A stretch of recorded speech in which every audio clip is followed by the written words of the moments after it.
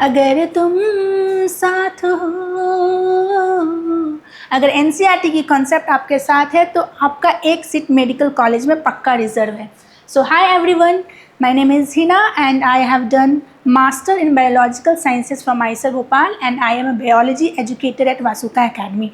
And today we will be understanding the chapter Breathing and Exchange of Gases.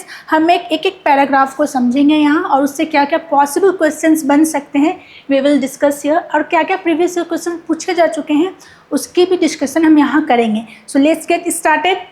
Okay, now breathing and exchange of gases. As you have read earlier, oxygen is utilized by the organisms to indirectly break down simple molecules like glucose, amino acids, fatty acids, etc. to drive energy to perform various activities. So जैसे कि आपने पहले पढ़ा होगा कि oxygen को utilise करके organisms जो होते हैं, जैसे कि फॉर एग्जांपल हम लोग ऑक्सीजन को यूटिलाइज करते हैं और जो मॉलिक्यूल्स है like glucose, amino acids, lipids, fatty acids, whatever simple molecule is there, we use oxygen to break down that simple molecules and during that process of course carbon dioxides are released. So we use oxygen, you utilize oxygen to break down these simple molecules, and whatever energy is released, that energy is utilized to make ATP, and that ATP is used for cellular activities. अगर हम दूसरे भाषा में बोले तो बउआ हम oxygen को यूटिलाइज करते हैं. क्यों करते हैं? क्योंकि ये सिंपल मॉलिक्यूल्स को तोड़ना होता है, तोड़ के उससे एनर्जी रिलीज होती है, उस एनर्जी को यूटिलाइज करके एटीपी बनाती है cells, and that ATP is used further for cellular activities. Okay, carbon dioxide CO2 which is harmful is also release during the above catabolic reactions. जो ऊपर में जो ब्रेकिंग डाउन हो रही है, that breaking down process is called catabolic process. And anabolic process क्या होता है? जिसमें सिंथेसिस होती है चीज़ों की. ठीक है, तो इस कैटाबॉलिक रिएक्शन में कार्बन डाइऑक्साइड की प्रोडक्शन हो रही है. That is what written here. Carbon dioxide CO2 which is harmful, जो कि हार्मफुल है, is also release during the catabolic reactions. Okay, it is therefore evident that oxygen has to be continuously provided to the cells. Oxygen को cells को continuously oxygen provide करना होता है, and carbon dioxide produced by the cells has to be released out. और जो sales carbon dioxide release करते हैं उसे हमें बाहर स्क्रीट आउट करना होता है. Now this process of exchange of oxygen from the atmosphere with carbon dioxide produced by the cells is called breathing. तो ब्रीदिंग क्या बोलेंगे बेटा? ब्रीदिंग बोलेंगे. ये जो प्रोसेस है एक्सचेंज का, जिसमें ऑक्सीजन हम ले रहे हैं, we are inhaling oxygen, and in this process we are exhaling out carbon dioxide from the cells which are produced inside the cells. That carbon dioxide is we are exhaling out. This physical process is called breathing. इसी को सांस लेना बोलते हैं, सांस छोड़ना बोलते हैं. ठीक है ना. और इसको कॉमनली रेस्पिरेशन बोलते हैं, but there is a big difference between these two. Place your hands on your chest. ये लास्ट वाले स्टेटमेंट में क्या लिखा है कि अपने हाथ को अपने चेस्ट पर रखिए. यू कैन फील दैट कि chest is moving up and down, and you know ये क्यों हो रहा है? क्योंकि हम सांस ले रहे हैं. सांस ले रहे हैं तभी तो हमारा चेस्ट अप एंड डाउन हो रहा है ना. इट इज़ वेरी इतनी अंडरस्टूड है ना. The respiratory organs and the mechanism of breathing are described in the following section of this chapter. In this coming section we will deal with what are the respiratory organs involved in the organisms, in lower invertebrates, in lower organisms, and in higher organisms, which are the respiratory organs involved. क्या क्या organs है जो हमें help करती है. Now okay, तो इस पहले वाले पैराग्राफ से क्या क्वेश्चंस बन सकते हैं कि ब्रीदिंग और रेस्पिरेशन में क्या डिफरेंस है? ये क्वेश्चन तो ये हो गया. और कैटाबॉलिक प्रोसेस और एनाबॉलिक प्रोसेस क्या होती है? Catabolic means something is breaking down to release energy, और anabolic is something is synthesising, कुछ सिंथेसाइज हो रहा है, something is being synthesised, is anabolic process. Now breathing क्या होता है? एक फिजिकल प्रोसेस होती है जिसमें हम इनहेल करते हैं और एक्सहेल करते हैं. This physical process is termed as breathing, whereas respiration where oxygen is utilised by the cells for the breaking down of the simple molecules and whatever carbon dioxide is being released by the cells are finally excreted out by exhaling.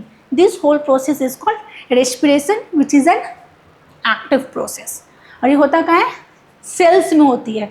Respiration कहाँ होती है? Sales में, to be specific mitochondria में. ना respiratory organs बेटा, क्या क्या respiratory organs है जो हमें मदद करती हैं श्वास लेने में? Mechanism of breathing vary among different groups of animals depending mainly on their habitats and level of organization.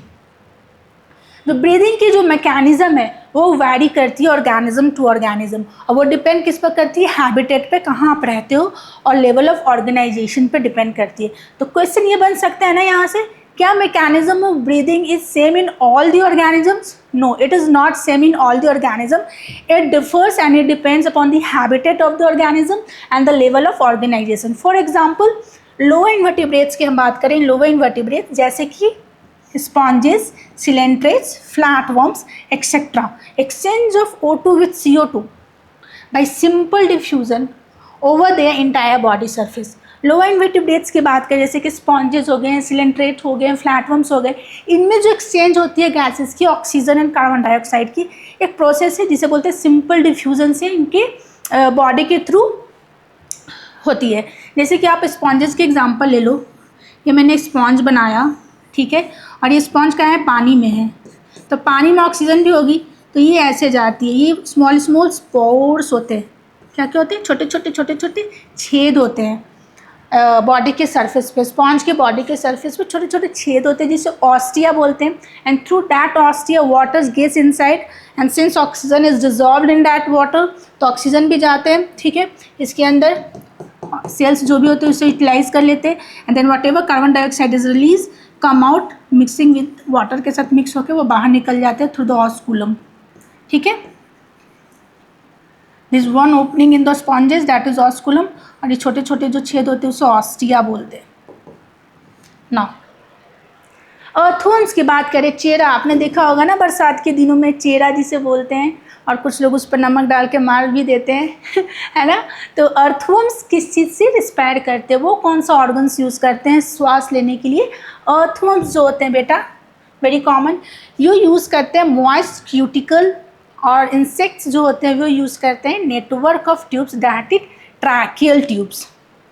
तो इंसेक्ट्स ट्रैकियल ट्यूब्स यूज़ करते हैं, और अर्थवर्म्स मॉइस्ट स्किन यूज़ करते हैं for respiration.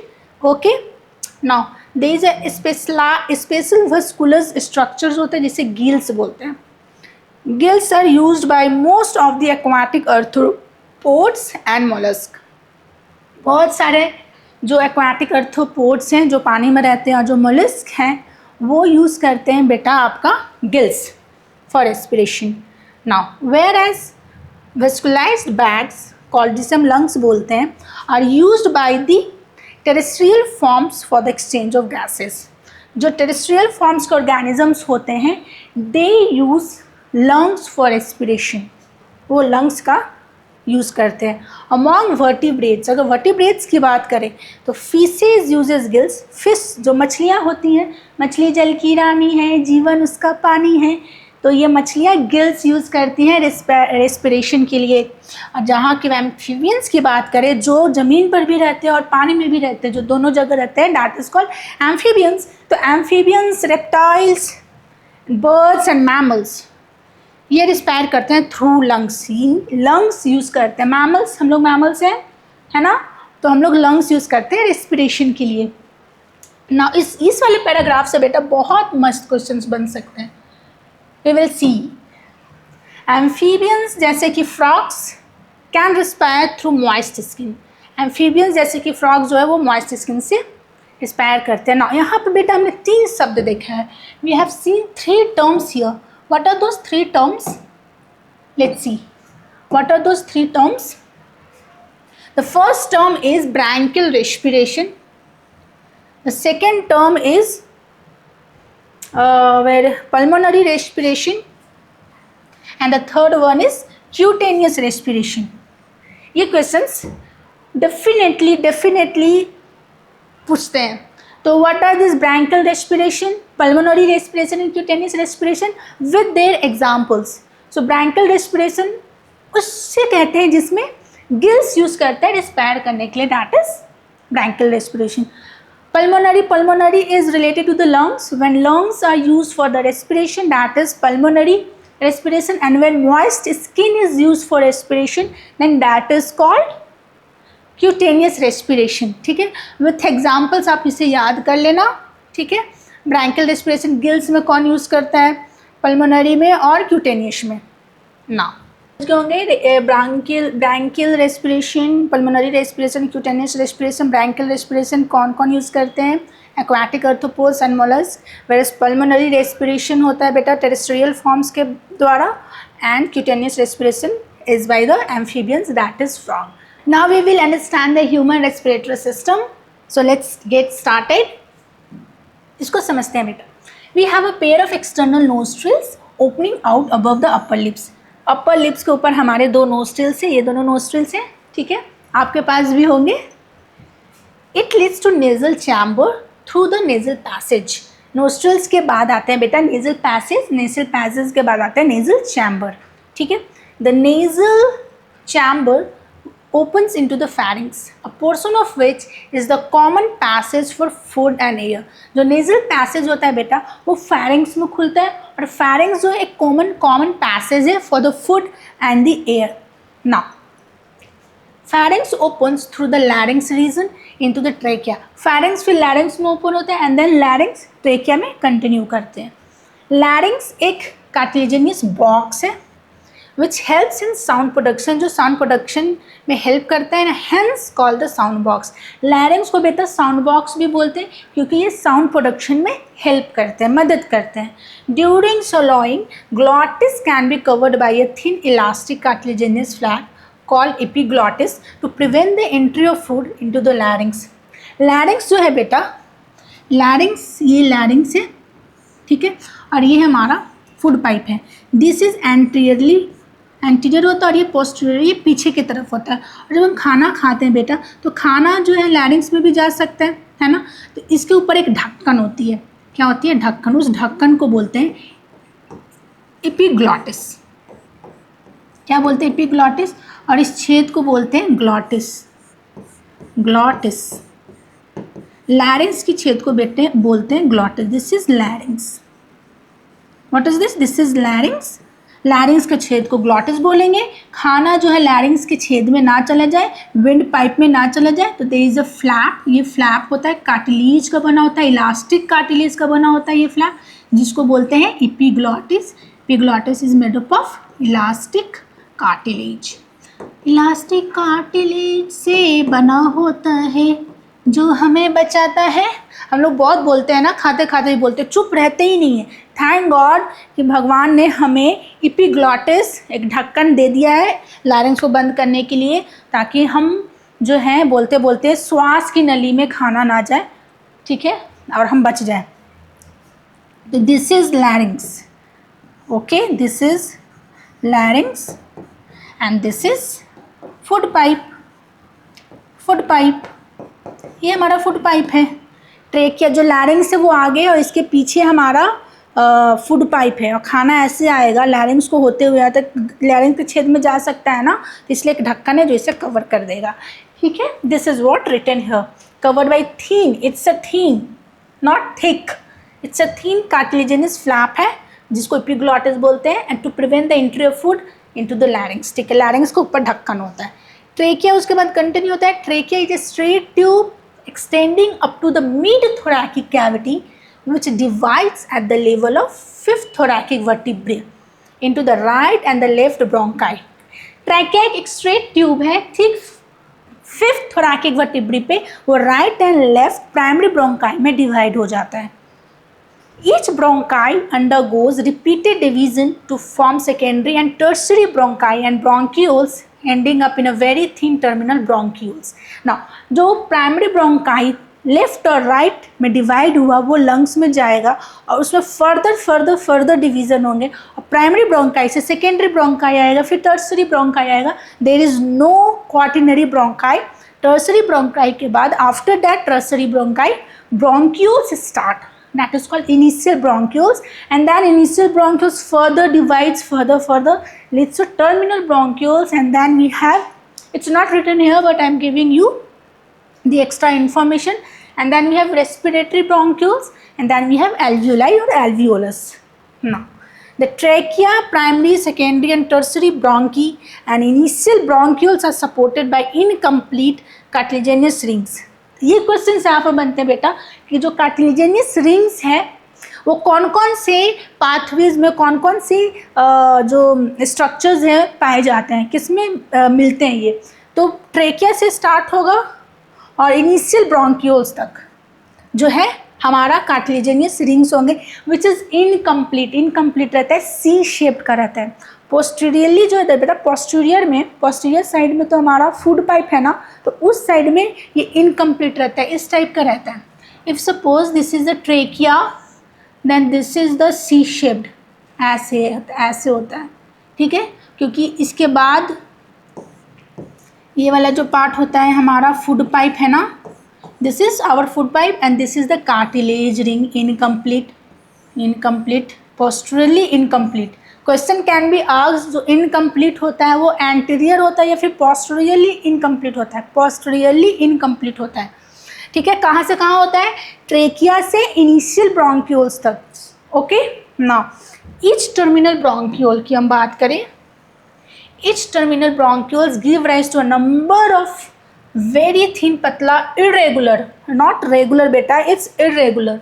Have to keep in mind that it's irregular, shape नहीं होता, irregular होता, walled and vascularised bag like structures होता है जिससे एल्वियोलाई बोलते हैं, ठीक है. The branching network of bronchi, bronchioles and alveoli comprise the lungs. Lungs में ब्रोंकी, ब्रोंकियोल्स और एल्वियोलाई सभी को मिला के लंग्स बोलते हैं, ठीक है. We have 2 lungs. ऑफकोर्स मेरे पास 2 लंग्स हैं, आपके पास भी 2 लंग्स होंगे. किसी के पास 4 लंग्स भी है क्या यहाँ पे? हाँ, सबके पास 2 लंग्स हैं, ठीक है. Which are covered by double layered pleura. हमारे लंग्स जो होते हैं 2 लेयर से कवर्ड होते हैं. कितने लेयर से? 2 लेयर से कवर्ड होते हैं, जिससे बोलते हैं pleura. Outer pleura and inner pleura. Outer pleura को क्या बोलते हैं? पेराइटल प्लूरा, ठीक है. और इनर वाले को क्या बोलते हैं? वेसरल प्लूरा उसे बोलते हैं, ठीक है. Now with pleural fluid between them, 2 pleura के बीच में एक फ्लूइड होती है, भरी होती है, जिसे प्लूरल फ्लूइड बोलते हैं. क्यों होता है? It reduces friction on the lung surface. Friction को रिड्यूस करता है बेटा लंग्स के सरफेस पे. Now question can be there, what is the function of pleural fluid? Pleural fluid का क्या फंक्शन है? तो आप क्या बोल सकते हो? It reduces the friction on the lung surface. The outer pleural membrane is in close contact with the thoracic. जो बाहर वाला जो होता है बेटा मेम्ब्रेन, प्लूरल मेम्ब्रेन, वो किसके कांटेक्ट में होता है? थोरैकिक लाइनिंग के साथ कांटेक्ट में होता है, ठीक है. थोरैकिक लाइनिंग के कांटेक्ट में होता है, okay. Whereas the inner pleural membrane जो होते हैं बेटा, इनर प्लूरल मेम्ब्रेन की हम बात करें तो वो कांटेक्ट में होता है विद द लंग सरफेस. अंदर वाला जो होता है lining pleural membrane, that is called visceral membrane, that is in contact with the lung surface, whereas the outer membrane that is parietal membrane is in contact with the thoracic lining.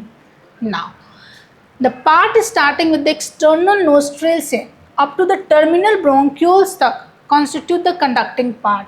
The question can be, conducting part क्या क्या constitute करते हैं? From external nostrils to the terminal bronchioles constitute conducting part. आप इसको कैसे याद रखोगे? external nostrils, external, external to the terminal, ठीक है. terminal bronchioles तक is the conducting part, whereas alveoli and their ducts form the respiratory और exchange part of the respiratory system. Alveoli ले लीजिए या एल्वियोलाई का डक्ट्स की ले लीजिए, ये दोनों को कॉन्स्टिट्यूट करोगे तो वो एक्सचेंज पार्ट कहलाएगा, उसे exchange part of the respiratory system बोलेंगे. Now we will see the function of conducting part का क्या फंक्शन है एंड रेस्पिरेटरी पार्ट का क्या फंक्शन है. तो बहुत कॉमन है, आप पहले से ही जानते होंगे कंडक्टिंग पार्ट का क्या फंक्शन है, ठीक है. नाउ पढ़ लेते हैं फिर. कंडक्टिंग पार्ट ट्रांसपोर्ट करता है एटमॉस्फेरिक एयर को टू द एल्वुलाई। इसमें कौन सी बड़ी बात है, कंडक्टिंग पार्ट नाम ही कंडक्ट करेगा तो एटमॉस्फेयर में जो एयर है उसे एल्वुलाई तक ले जाएगा, दैट इज कंडक्टिंग पार्ट। पहला function clears it from foreign particles, बाहर वाले पार्टिकल से अगर कोई भी पार्टिकल्स जो है डस्ट पार्टिकल्स है फिर माइक्रो ऑर्गेनिजम्स घुस रहे तो उसको क्लियर कर देगा, फिल्टर कर देगा। कौन, conducting part. Humidifies and also bring the air to body, air को ह्यूमिडिफाइज करता है और बॉडी के टेम्परेचर पे लाता है। हम नहीं चाहते कि हमारे लंग्स को एक्सट्रीम टेम्परेचर वाले, extreme cold, extreme hot, extreme warm air lungs में जाए। सो वी वांट कि हमारा जो बॉडी टेम्परेचर है दैट इज 37 डिग्री सेल्सियस, जो भी एयर ब्रीद इन कर रहे हैं वो हमारे बॉडी टेम्परेचर से लगभग आसपास हो, तो वो कंडक्टिंग पार्ट का काम होता है कि बॉडी टेम्परेचर तक एयर को ले आए। एक्सचेंज पार्ट का क्या काम है देन, exchange part is the site of actual diffusion of oxygen and CO2 between blood and atmospheric air. खून, हमारा रक्त और एटमॉस्फेयर के बीच में, हवाओं के बीच में जो एक्सचेंज होती है वो एक्सचेंज पार्ट का रोल होता है, ठीक है। वहाँ उस साइट पे एक्चुअल डिफ्यूज़न होती है, दैट इज़ एल्वुलाई। एल्वुलाई पे ही actual diffusion of air between the blood and the atmosphere होता है। Now the lungs are situated in the अगर वेट तो अगर हम इसके ऊपर वाले पैराग्राफ की अगर हम बात करें अभी जो हमने पढ़ा तो उससे क्या क्या पॉसिबल क्वेश्चन बन सकते हैं। एयर पाथवेज, पहला तो एयर पाथवेज पूछे जाएंगे कि आप एयर पाथवेज बता दो एक्सटर्नल नोस्ट्रिल से लंग्स तक का, आई मीन एल्वुलाई तक का। Second question could be like conducting part क्या कॉन्स्टिट्यूट करते हैं, एक्सचेंज पार्ट क्या कॉन्स्टिट्यूट करते हैं, और कार्टिलेजियस रिंग्स कहाँ कहाँ प्रेजेंट होते हैं और किससे बने होते हैं। तो इसको हम फिर इस पैराग्राफ का जेस्ट लिख दें क्या यहाँ पे, हाँ मैम लिख दीजिए, बिल्कुल लिख दीजिए। तो मैं लिख दूँगी आपके लिए, है ना। मैं ये वाला कलर चूज करती हूँ, ठीक है ना। सो ये एक्सटर्नल नोस्ट्रिल से स्टार्ट हुआ था ना बेटा,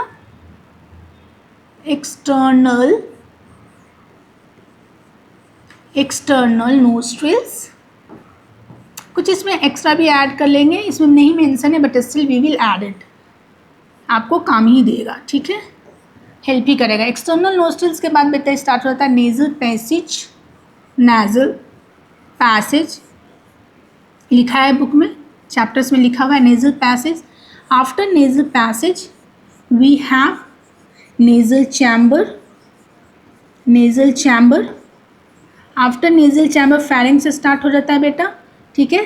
तो जो पहला जो फेरिंग्स होता है nasopharynx, we call it nasopharynx and then laryngopharynx, ठीक है। ये दोनों को फेरिंग्स ही बोलते हैं, फेरिंग्स। उसके बाद हमारा स्टार्ट हो जाता है लैरिंग्स, ठीक है। उसके बाद after that we have larynx continue करता है बेटा किसमें, ट्रेकिया में कंटिन्यू करता है, ठीक है। लैरिंग्स के ओपनिंग को बोलते हैं glottis, opening of लैरिंग्स is called glottis, और ग्लॉटिस को कवर करने के लिए बेटा होता है कार्टिलेज का बना हुआ इपीग्लॉटिस कार्टिलेजियस फ्लैप है, okay. This is made up of elastic cartilage. Now trachea हमने लिख दिया, अब ट्रेकिया के बाद कंटिन्यू करते हैं। ट्रेकिया फिर डिवाइड करेगा फर्दर, है ना, and then trachea will divide further. Trachea divide करेगा बेटा at fifth thoracic vertebrae. I am writing T for thoracic vertebrae, V for vertebrae, TV. thoracic vertebrae, fifth thoracic vertebrae पे हमारा trachea divide करेगा into left and the right, that is primary bronchi. और ये primary bronchi बेटा lungs में enter करती है, primary bronchi, ठीक है। नाउ प्राइमरी ब्रोंकाई के बाद सेकेंडरी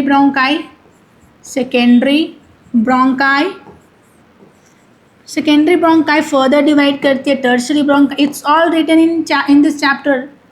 टर्शरी ब्रोंकाई ये सब बेटा दिया हुआ है, सब लिखा हुआ है आपके बुक में, ठीक है।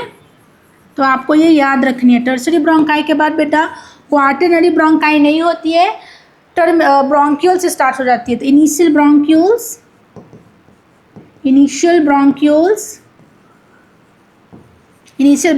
के बाद फर्दर डिवाइड होगी, ठीक है। तो आ जाता है terminal bronchioles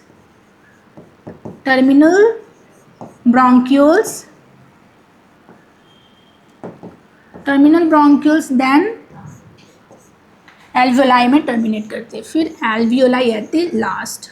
I can write it, alveoli and their ducts, okay, and their ducts.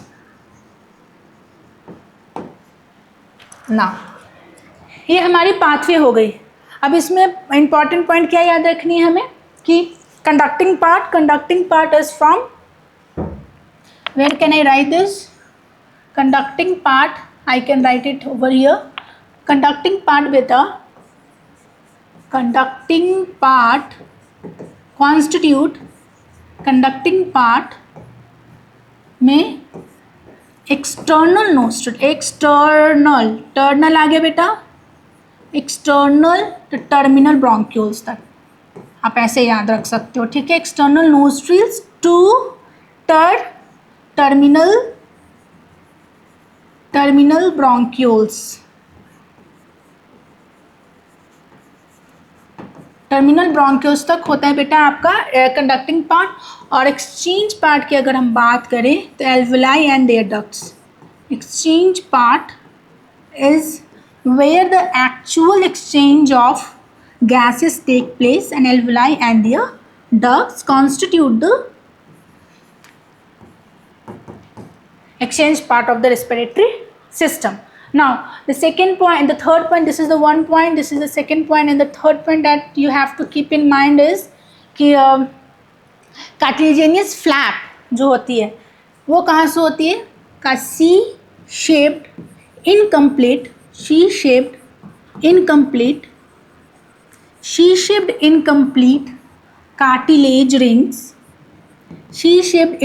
cartilage rings are found from trachea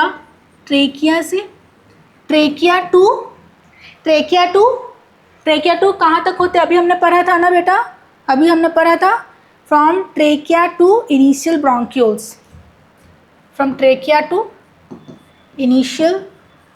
bronchioles तक होते हैं, ठीक है ना। अभी हमने पढ़ा था, कहाँ देखा था? एक मिनट, अभी हम देखेंगे इसको कहाँ लिखा था ये सी शेप्ड, ये फंक्शन है, ओके।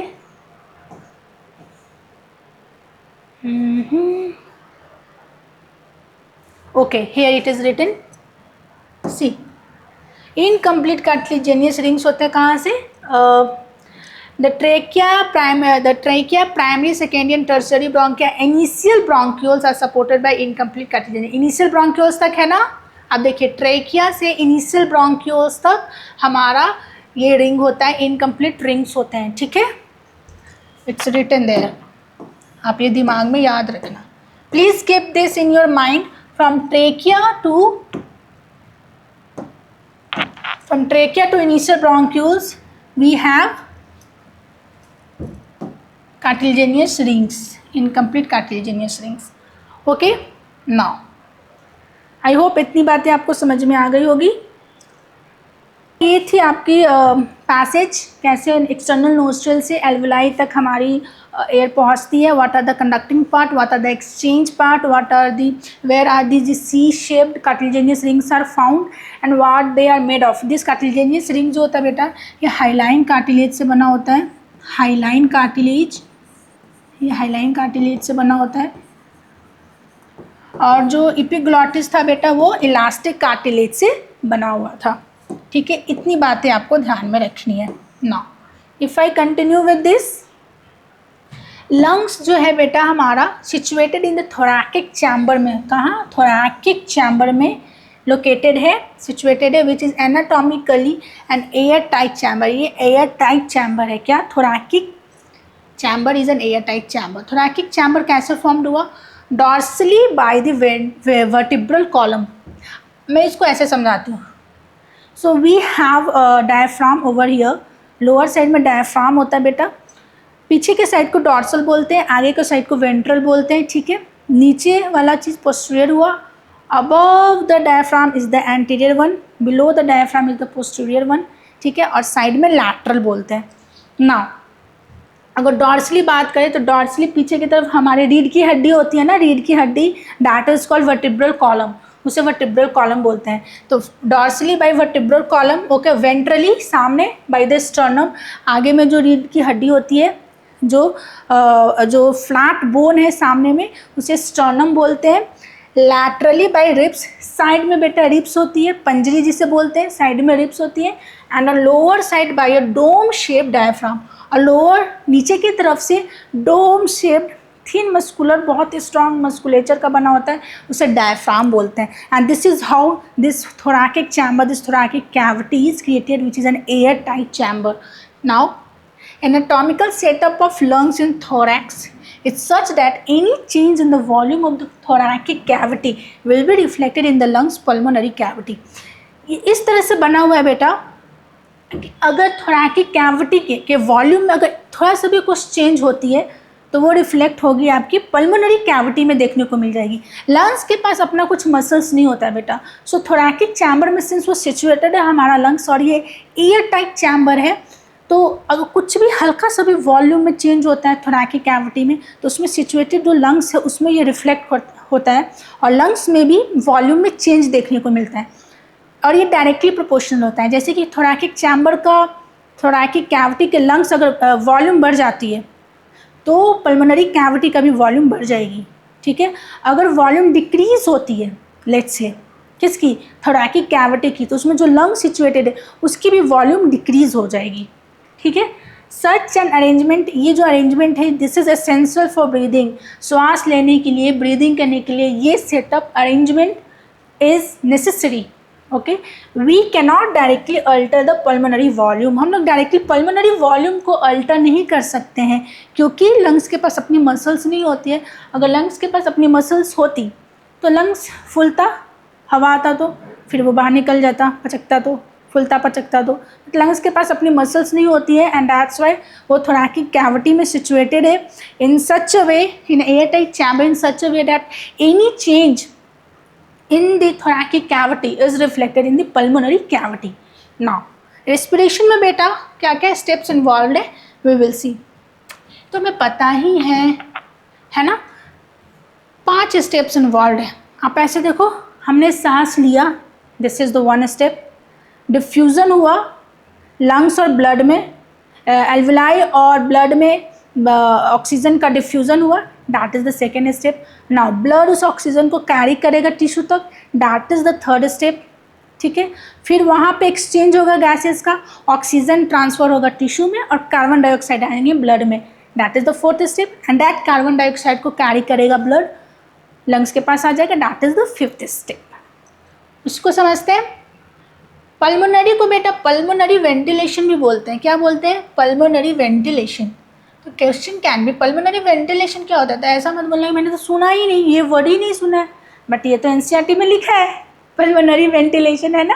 तो पल्मोनरी वेंटिलेशन कुछ नहीं, ब्रीदिंग का ही दूसरा नाम है, आपका भी तो 2-3 नाम होता है ना, तो इसने भी अपना नाम दे दिया, ब्रीदिंग मतलब पल्मोनरी वेंटिलेशन, ठीक है। पल्मोनरी लंग्स से रिलेटेड होता है, लंग्स से ही श्वास ले रहे हैं इसलिए। By which atmospheric air is drawn, atmosphere में जो एयर है, हवा है, उससे हम अंदर लेते हैं, that is oxygen, carbon dioxide across the alveolar, ये तो सेकंड हो गया। एंड सॉरी ब्रीदिंग और pulmonary ventilation by which atmospheric air is drawn and CO2 rich alveolar air is released out, और जो एल्वियोलर एयर CO2 में, अगर CO2 है उसमें तो वो बाहर निकल जाएगा। Second is diffusion of gases, oxygen और कार्बन डाइऑक्साइड का अक्रॉस एल्वियोलर मेम्ब्रेन, ये सेकेंड स्टेप हुआ। Third is transport of gases by the blood, blood जो है वो गैस को ट्रांसपोर्ट करेगा, क्या करेगा, ऑक्सीजन को ट्रांसपोर्ट करेगा, टिश्यू के पास जाएगा। Diffusion of oxygen and carbon dioxide between blood and the tissue, tissue के पास चले जाएगा तो वहाँ डिफ्यूजन होगा, ऑक्सीजन टिश्यूज़ में जाएंगे और टिश्यू से कार्बन डाइऑक्साइड ब्लड में आएंगे। Now utilisation of oxygen by the cells for catabolic reactions के लिए, ठीक है, यही तो था ना respiration. Oxygen utilise by the cells for catabolic process for breaking down the simpler molecules like glucose, amino acids, fatty acids and resultant release of, और इस प्रोसेस में कैटाबॉलिक प्रोसेस में कार्बन डाइऑक्साइड रिलीज होता है, और release of carbon dioxide is release by the lungs.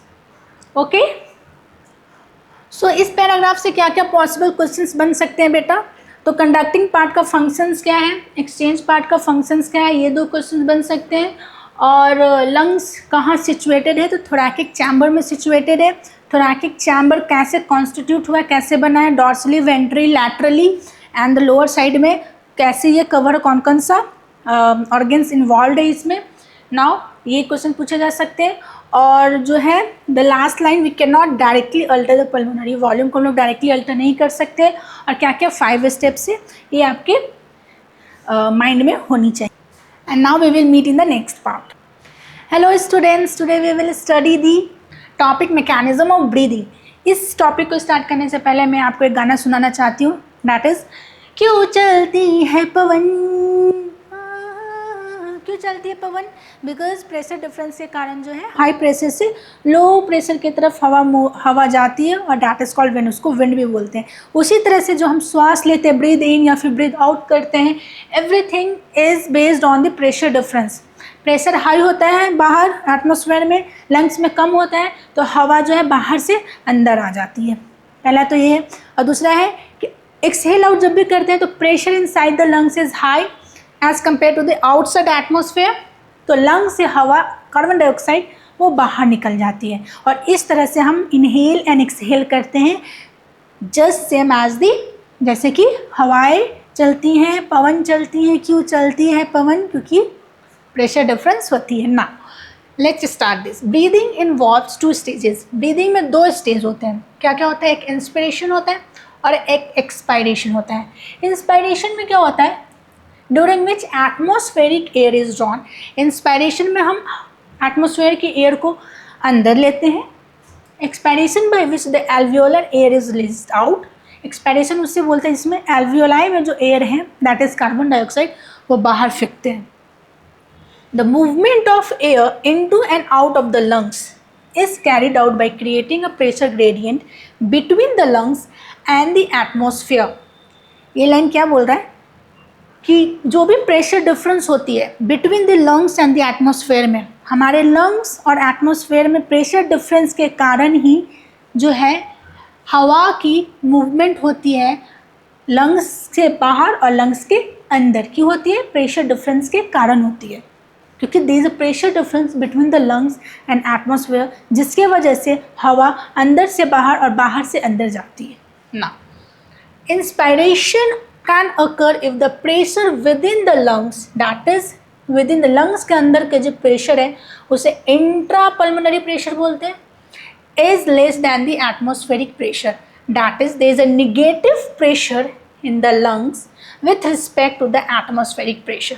Inspiration तब होगा, inspiration that is inhalation तब होगा जब हमारे लंग्स का प्रेशर कम होगा एटमॉस्फेरिक प्रेशर से, और there is always a negative pressure inside our lungs. Negative होता है, बहुत कम, बहुत कम होता है, तभी हम इनहेल कर पाते हैं।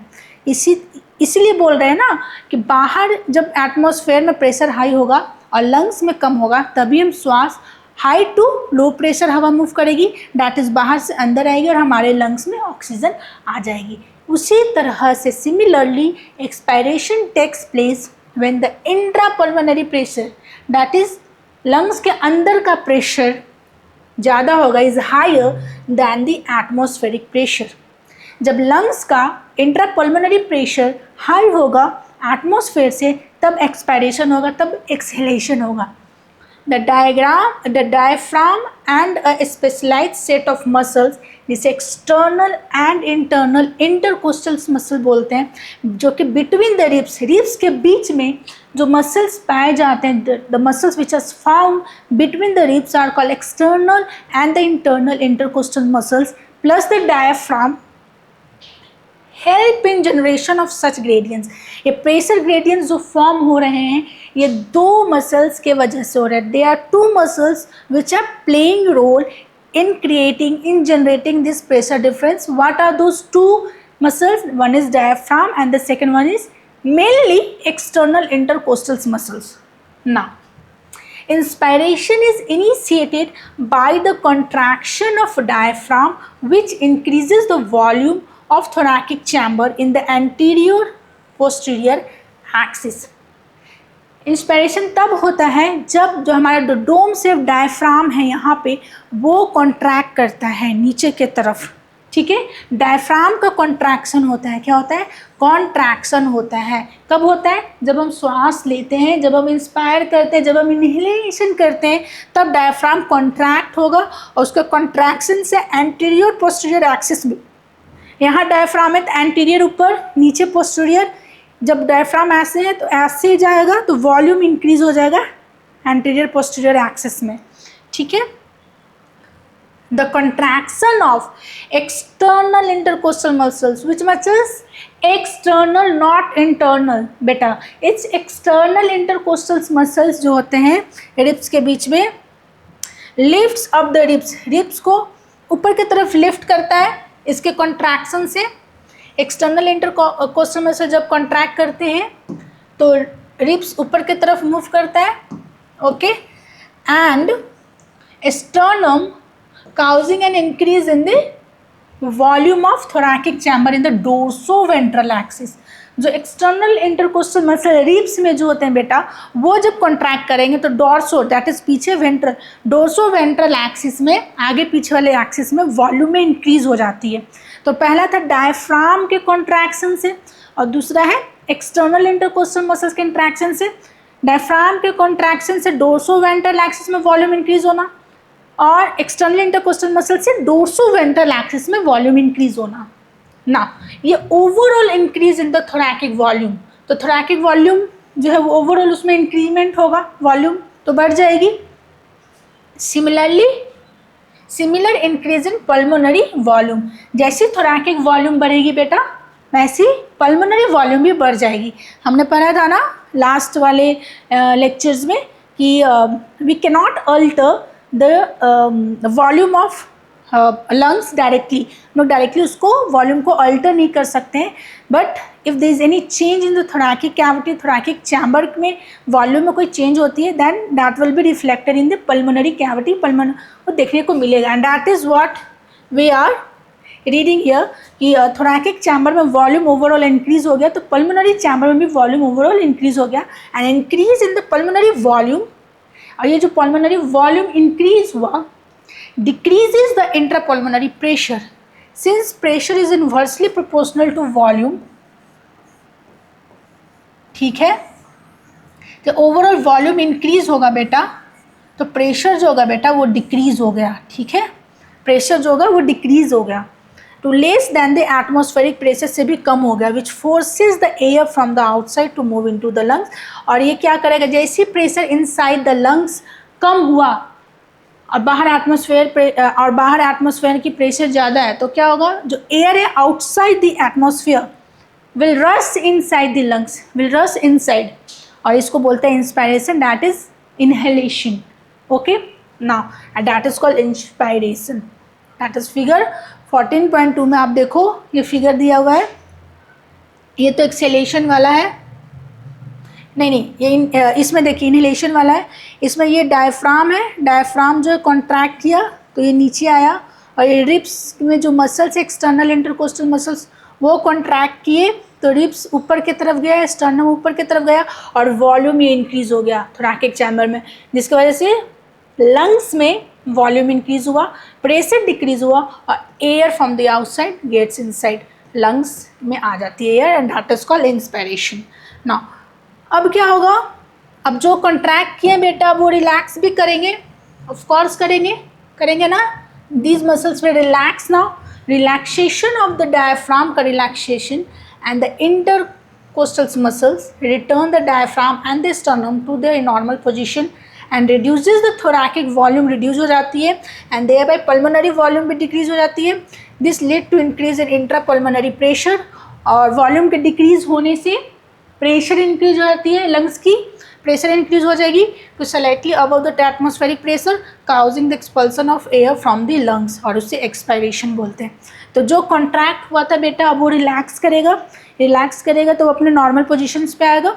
नॉर्मल पोजिशन पे आने से वॉल्यूम जो है वॉल्यूम वो डिक्रीज करेगी थोरैकिक चैम्बर की, फिर पल्मोनरी चैम्बर के भी वॉल्यूम डिक्रीज करेगी, and as volume decreases pressure increase हो जाएगा, और प्रेशर जैसे इंक्रीज होगा लंग से एयर बाहर की तरफ निकल जाएगी, and that is called expiration.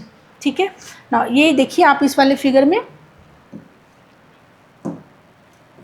See this figure, इसमें क्या हो रहा है, ribs and sternum return to original position पे आ गए, रिलैक्स किया, डायफ्राम रिलैक्सड हुए और ये अपने पोजीशन पे आ गए। वॉल्यूम जो है बेटा क्या हुआ, वो डिक्रीज हो गया, volume of thorax decreases, thus pulmonary का वॉल्यूम भी डिक्रीज हो गया, और जैसे as pressure is inversely proportional to volume, as volume decreases pressure inside this increases, pressure increase करेगा और हवा जो है बाहर की तरफ निकल जाएगा, high pressure to low pressure. ठीक है, यहाँ हाई प्रेशर है, यहाँ लो प्रेशर है, तो हाई टू लो मूव करता है ना ये, तो ये एक्सपायरेशन एक्सेलेशन हो गया।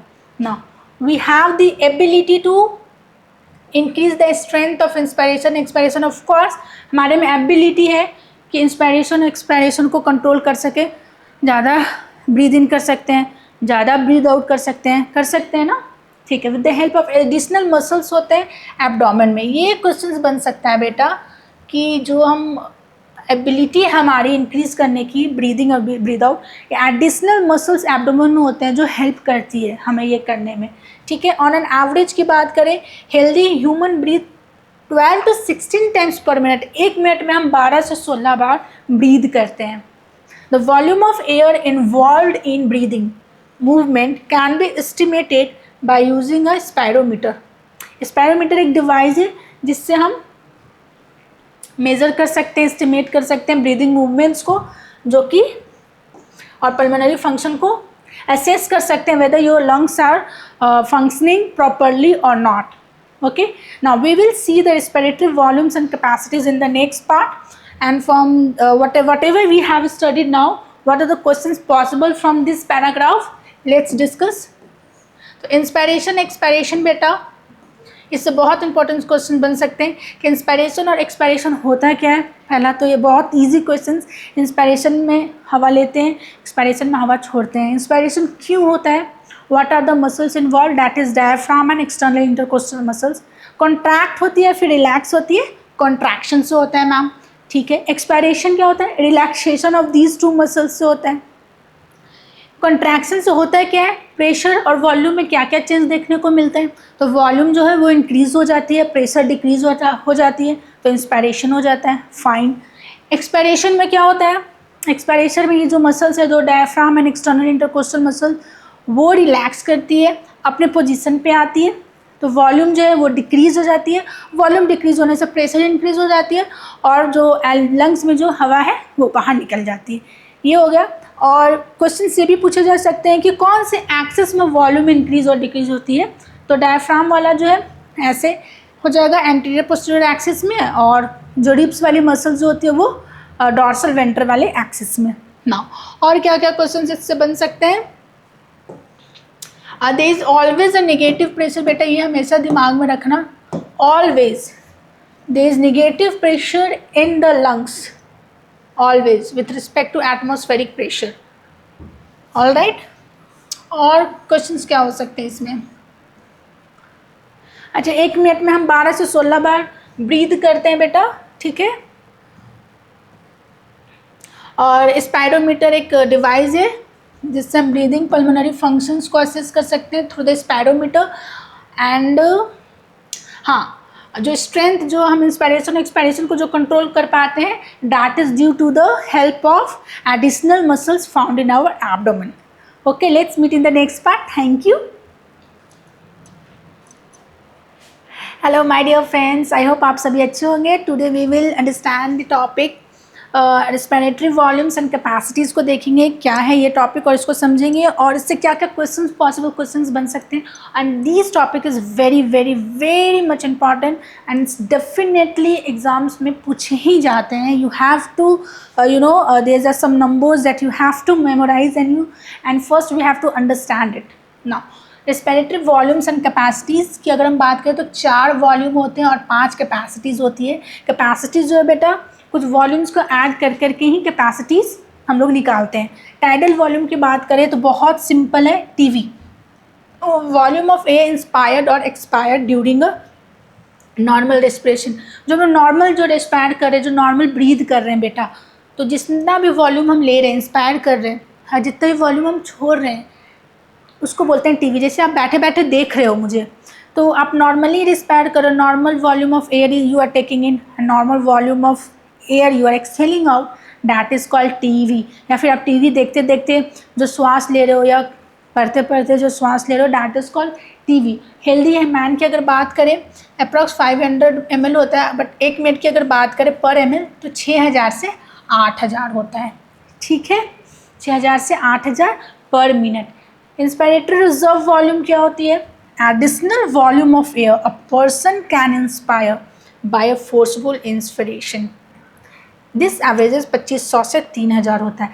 एडिशनल वॉल्यूम ऑफ एयर हम कितना ले सकते हैं? नॉर्मल तो सांस लिया ही लिया, प्लस मैंने नॉर्मल सांस ले लिया लेट से, तो वो टाइडल वॉल्यूम हो गई. और एक्स्ट्रा कितना हम ले सकते हैं, और कितना एडिशनल वॉल्यूम हम अंदर ले सकते हैं?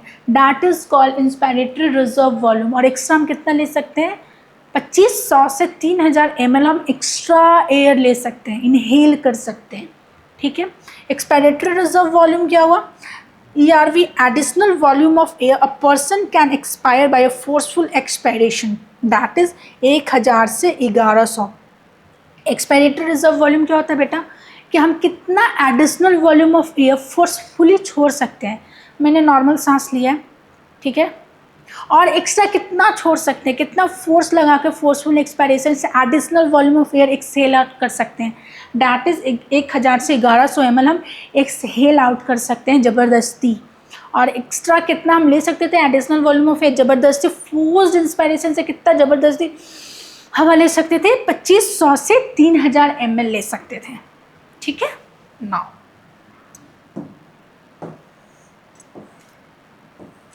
रेसिड्यूअल वॉल्यूम क्या होती है? Residual volume of air remaining in the lungs even after a forceful expiration. अभी जस्ट मैंने बहुत ज़ोर से सांस छोड़ी थी ना, सब हवा निकालने के बाद भी मेरे लंग्स में जितनी हवा बच जाती है, जितनी हवा बच जाएगी उसको बोलेंगे रेसिड्यूअल वॉल्यूम.